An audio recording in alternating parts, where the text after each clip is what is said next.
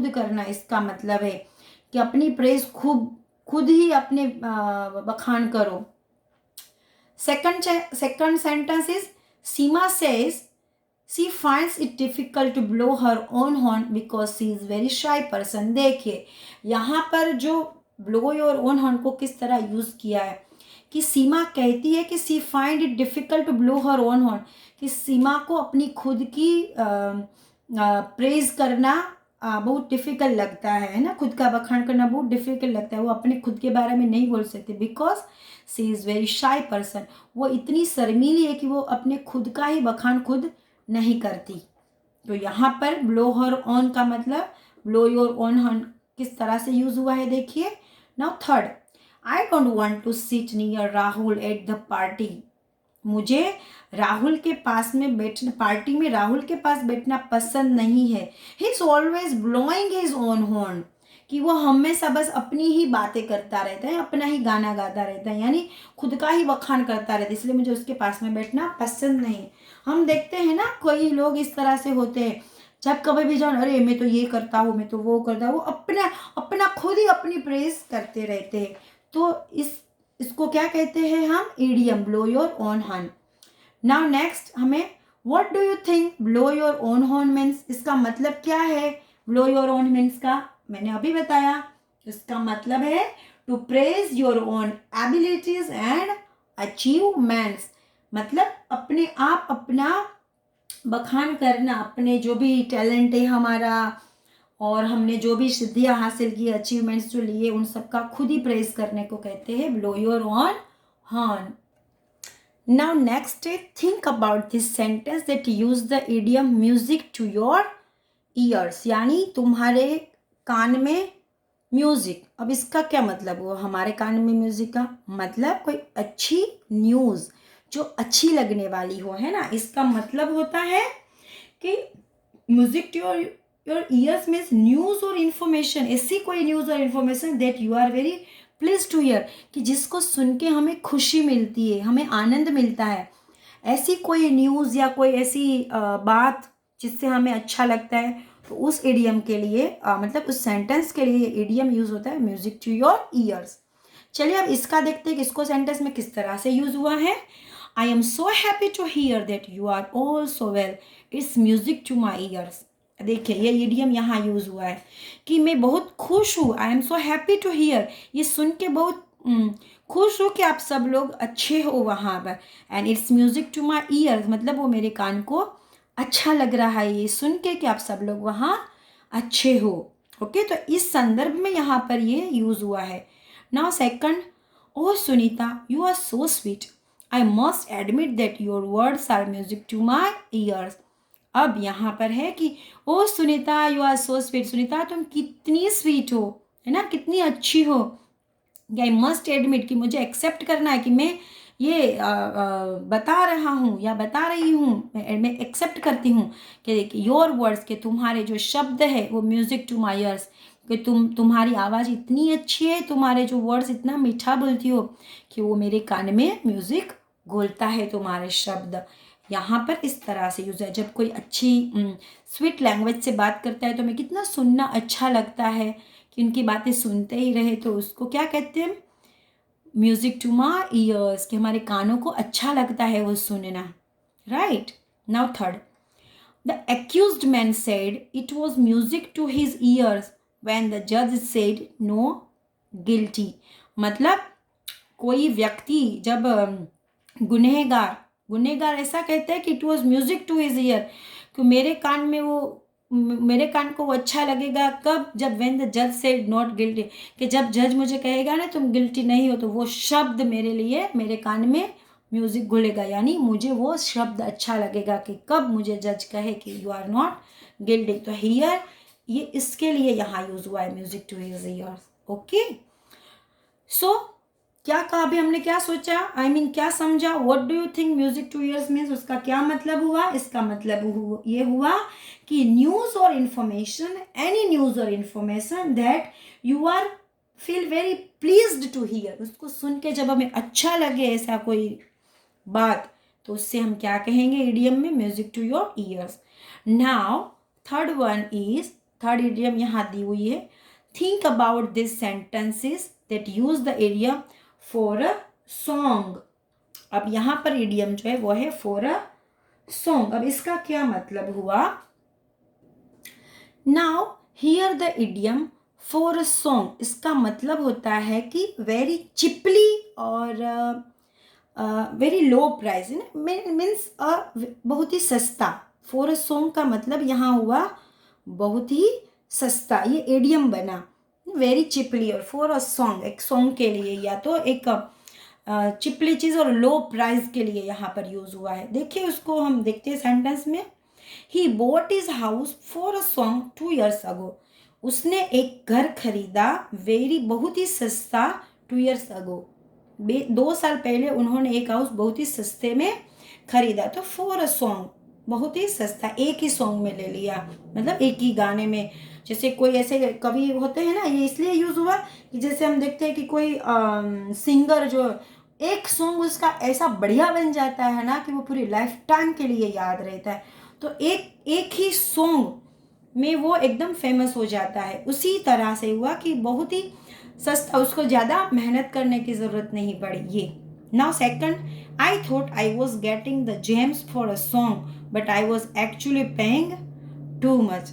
Okay, कि I thought I was getting the gems for a song but actually I paying too much, कि मुझे लगता था, मैं सोचता था, मुझे लगता है कि मुझे बहुत सारा the game for a song, बहुत सारा देना पड़ेगा जेम्स लेने के लिए। Getting the gems for a song बहुत ही सस्ते में मुझे मिल जाएगा, but I was actually paying too much, but मुझे बहुत ज़्यादा देना पड़ा। Third, this is one of my favourite piece of furniture, कि ये सब मेरा फेवरेट फर्नीचर है, ये जो पीस है वो मेरा फेवरेट फर्नीचर है। One of my, I got it for a song in a trade fair, मैंने उसको एक ट्रेड फेयर में से, फेयर यानी वो जब सामूहिक मेला लगता है ना, उसमें से मैंने इसको बहुत सस्ते में लिया है। So the meaning of this idiom is very cheaply और वेरी चिपली और मतलब वेरी लो प्राइस में, है ना, बहुत लो प्राइस में हमें ये मिला। So now come to the activity 10। हमने अभी तक कितनी सारी आर्ट देखी, जैसे कि हमने देखा पेंटिंग, पोएट्रीज, प्लेज, म्यूजिक्स, है ना। अब हम देखते हैं photography.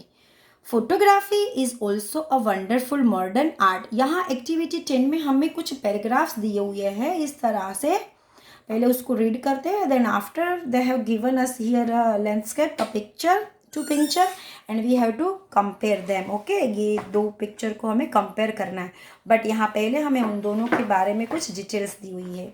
So photography is also a wonderful art. Photography भी एक कला है ना, फोटो खींचना भी कोई आसान बात नहीं है बच्चों, वो भी एक कला है। कोई इतनी सुंदर पिक्चर किस तरह से खींचता है। Using variety use of cameras, एक कला है, उसमें क्या होता है, using variety of cameras like digital, SLR and mobile cameras, photographers capture images and arrange exhibitions, participate in photography competitions at national and international level as well as uploaded them on the website for various purposes। है ना, कितना difficult है इसमें, उनको different type के कैमरेज use करने पड़ते हैं लाइक डिजिटल, SLR और मोबाइल कैमराज। फिर फोटोग्राफ्स को कैप्चर करते हैं, उसकी इमेज निकालते हैं, अरेंज एग्जीबिशंस भी करते हैं। जैसे जैसे जो फोटोग्राफर्स है वो लोग क्या करते हैं, कोई कोई इस तरह से एग्जीबिशंस लगाते हैं, कोई पार्टिसिपेट्स करता है इन फोटोग्राफी कॉम्पिटिशन्स में भी, and national and international level as well as upload them on the website for various purposes. आप कॉम्पिटिशन्स जो नेशनल इंटरनेशनल लेवल की रहते हैं उसमें भी फोटोग्राफी की कॉम्पिटिशन में पार्टिसिपेट करते हो। सी, यहाँ हमें ये बताया है कि फोटोग्राफी भी एक कला है, उसमें भी आप अपना एक कैरियर बना सकते हो, है ना। कोई सिर्फ अपने इंजॉयमेंट के लिए, कोई अपनी यादी के लिए, ज़्यादातर तो हम फोटोज़ अपनी याद के लिए ही बनाते हैं ना, कि हमें लॉन्ग टाइम याद रहे फ़ोटो में देख के कि हम 10 साल पहले, 5 साल पहले, 2 साल पहले कैसे लगते थे, क्या करते थे। जैसे किसी की शादी है तो उसकी फ़ोटो में हमने कैसे इंजॉयमेंट किया, बर्थडे पार्टी में हमने कैसे किया। इस तरह से हम फोटोग्राफ अपनी मेमोरी के लिए भी सेव करके रखते हैं। और जो फोटोग्राफर्स रहते हैं वो डिफरेंट कैमरास का यूज़ कर करके वो अपना एग्जीबिशंस लगाते हैं। फिर कॉम्पिटिशन्स में भी वो कॉम्पिटिशन्स भी फोटोग्राफी में भी नेशनल और इंटरनेशनल लेवल पर रहती है, और उस पर आप प्राइजेस भी गेन कर सकते हो, है ना, विन कर सकते हो, आप जीत सकते हो different prizes. So website for various purposes, और डिफरेंट टाइप की वेबसाइट्स भी रहती है आजकल, तो इसमें भी बहुत सारा स्कोप है इस कला में भी। Out of many type of photography, one popular type is landscape photography. Here are some tips for landscape photography. तो यहाँ हमें बताया है कि मैनी टाइप्स ऑफ फोटोग्राफी के साथ एक पॉपुलर टाइप है landscape photography. Here are some tips for landscape photography. तो ये लैंडस्केप फोटोग्राफी क्या है उसके बारे में हमें यहाँ थोड़ी टिप्स दी हुई है, ठीक है। लैंडस्केप का क्या मतलब होता है कि इस तरह से जो फ्रेम में बना रहता है उसको हम कहते हैं लैंडस्केप। फर्स्ट दिया हुआ है कि beautiful landscape photos are often defined by the quality of light they were taken in. Landscape photography, beautiful landscape photos are often defined by the quality of light they were taken in. सबसे पहली quality क्या है उसकी, light.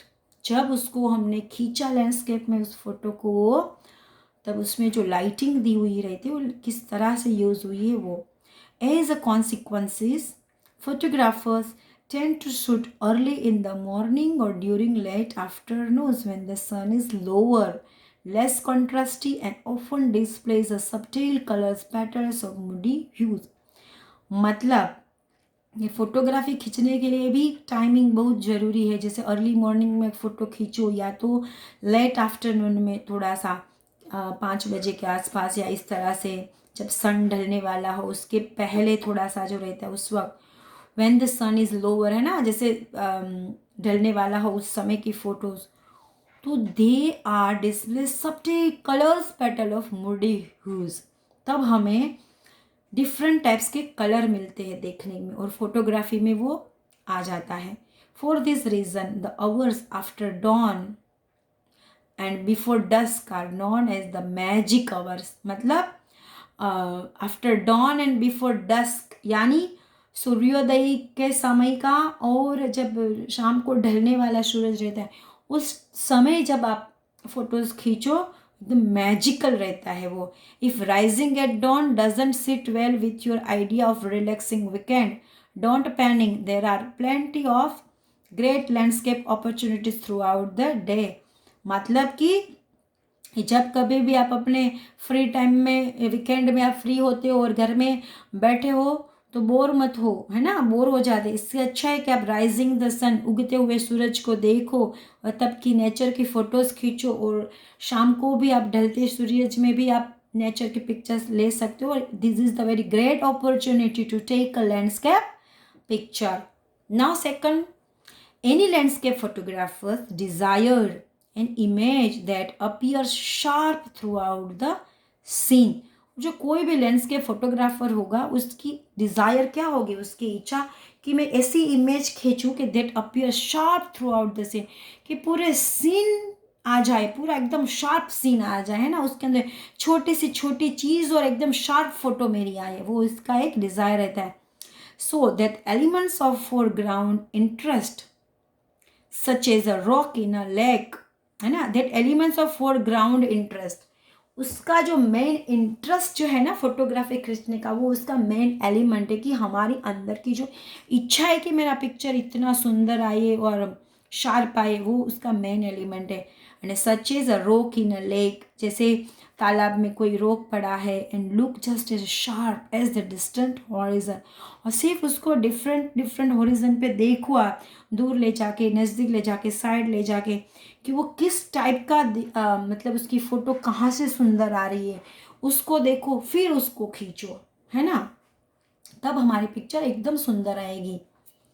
One of the great problem for landscape photographers is the difference in brightness between the sky and the land. एक great problem क्या है landscape photographers की, यहाँ बता रहे हैं कि is a difference in brightness between the sky and the land, कि वो जो डिफरेंस रहता है ना ब्राइटनेस का स्काई एंड लैंड का जो आकाश और ज़मीन का जो ब्राइटनेस का डिफरेंस रहता है ना, वो एक उनके लिए बहुत ही ग्रेट प्रॉब्लम है। वाइल जबकि ह्यूमन आइज यानी हमारी eyes is capable of perceiving detail across this tonal range. Okay, तो while the human eyes is capable, हमारी आंख जो है वो एक कैपेबल रहती है वो pursuing detail across the tonal range. हमारी आंखों के अंदर भगवान ने ऐसा कैमरा फिट किया हुआ है ना कि हम एकदम डिटेल में परस्यू कर सकते हैं सारी अक्रॉस द टोनल रेंज। कितनी भी लंबी रेंज के हो तो हम वो पिक्चर्स वो कलर्स को हम आइडेंटिफाई कर सकते हैं उस रेंज के। And digital sensor isn't capable of recording it, a digital sensor is not capable of recording it. मतलब वो एक डिजिटल लेंस या सेंसर में इतनी कैपेबिलिटी नहीं होता कि उस चीज़ को रिकॉर्ड कर सके। वो हमारी आँख, इंसान की हमारी आँख जो है वो इतनी कैपेबल और शार्प रहती है ना। Now next, great landscape photography is not necessarily about hunting out the most picturesque skin. Okay, the great landscape photography is not necessary, मतलब कि लैंडस्केप फोटोग्राफी में ये जरूरी नहीं है कि आप सारी फोटोज जो एक सीक्वेंस में आप फोटो खींचो, वो जरूर नहीं। And the most wonderful light and the most perfect time of the day, main जरूरी क्या है कि लाइट वंडरफुल होनी चाहिए और टाइम ऑफ द डे है ना मोस्ट परफेक्शन से वो फोटो आना चाहिए। Indeed, there are many aspects of the world's landscape that are less glamorous. But यहाँ ये कहते हैं कि there are many aspects of the world's landscape, पूरे दुनिया का लैंडस्केप की एक ग्रेट एस्पेक्ट्स है कि that are less glamorous, वो ज़्यादा ग्लैमरस नहीं रहता। क्यों? क्योंकि वो एकदम नेचुरल रहता है, इसलिए उसमें ज़्यादा ग्लैमर नहीं रहता। वो जैसा है वैसा ही कुदरत का नज़ारा है, वैसा ही। Such as the effects of heavy farming, rapidly expanding suburbs, and sprawling industrial wastelands that can make a poignant subject for a considered photographer. Okay, मतलब कोई आर्टिफिशियलिटी जो है वो हम इसमें नहीं दिखा सकते। Take a look at the effects of man on the landscape near your home and use them as photographic subject. आप एक look at the effect of a man on the landscape near your home. Okay, landscape में खड़े कोई एक व्यक्ति का photo खींचो and then use them as a photographic subject के लिए। So here given here are some landscape, compare their elements using the points given. यहाँ हमें जो पॉइंट्स दिए हैं उससे कंपेयर करके हुए हमारे एक दो पिक्चर दिए हुए। देखिए ये एक फर्स्ट पिक्चर है नेचर की, ये यहाँ हमें दिया हुआ है पिक्चर। अब ये दोनों का हमें कंपेयर करना पड़ता है ना। ये पिक्चर को आप देखिए ज़रा, और आपके पास टेक्स्ट बुक है तो आप उसमें देखिए। और ये एक सेकंड पिक्चर है, ये दोनों को आप अच्छे से देखिए। और अब हमें इसके जो एलिमेंट्स हैं लैंडस्केप 1 के और लैंडस्केप 2 के, यानी दोनों पिक्चर के जो एलिमेंट्स है वो यहाँ हमें लिखना है। देखिए हम देखते हैं कि फर्स्ट पिक्चर में जो टाइमिंग है वो क्या दिया हुआ है। देखते हैं हम पिक्चर को देख के क्या अंदाज़ा लगा सकते हैं कि ये सनसेट का है कि मॉर्निंग का पिक्चर है, फिर क्लाउडी है कि ब्राइट सनलाइट का है एकदम, ठीक है, और हिली एरिया का है कि प्लेन एरिया का ये पिक्चर। फिर इसका कॉन्ट्रास्ट क्या है जब हम फोटो खींचते हैं, तो लो है कि हाई है। वैसे हमें दोनों पिक्चर में इस तरह से देखना है ना, इसमें भी कि ये पिक्चर कहाँ का है। ओके, ये लैंडस्केप हिली एरिया क्या है, प्लेन एरिया क्या, सी या रिवर एरिया का है, किस लेवल का है, और उसकी लोकेशंस क्या है, फिर लाइट कैसी दी हुई है उसमें, ब्राइट है कि क्लाउडी है कि डिम लाइट है। तो अब हमें इसमें लिखना है। तो दोनों पिक्चर देख के मुझे ये लगता है कि जो फर्स्ट पिक्चर हमारा लैंडस्केप है वो है सनसेट का। ओके, वो किसका है, क्लोज टू सनसेट, यानी जब सनसेट होने वाला था ना तब का है, थोड़ा सा पहले एकदम सनसेट हो जाए उसके पहले का फर्स्ट पिक्चर का टाइमिंग। और ये जो सेकंड पिक्चर है उसका मुझे लगता है कि ये मॉर्निंग का सीन है। किसका टाइम है, मॉर्निंग।